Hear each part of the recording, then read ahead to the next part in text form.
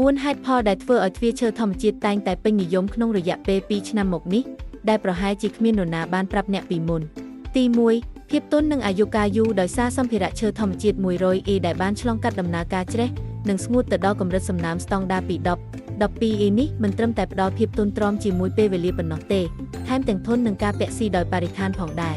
ទី2ភាពសម្បូរបែបនៃសោភ័ណភាពដ៏ល្អឥតខ្ចោះដែលមកពីស្នាមឈើពិសេសវាផ្ដល់ភាពសម្បូរបែបនៃពណ៌និងរចនាប័ទ្មពីសាមញ្ញបែបប្រពៃណីរហូតដល់ស្មុគស្មាញដែលបង្ហាញពីភាពរុងរឿងនិងថ្នាក់ថ្នម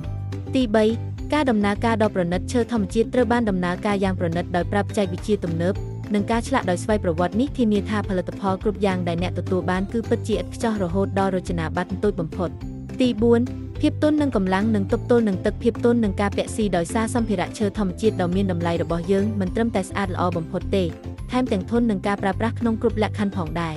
សូមមកកាន់ប្រព័ន្ធ Saigon Dual ដើម្បីឲ្យយើងអាចផ្ដល់ភាពស្រស់ស្អាតនិងភាពធន់នឹងពេលវេលាដែលមកពីឈើធម្មជាតិដ៏មានតម្លៃដល់ផ្ទះរបស់អ្នកសូមចុចជាវដើម្បីទទួលបានព័ត៌មានបន្ថែម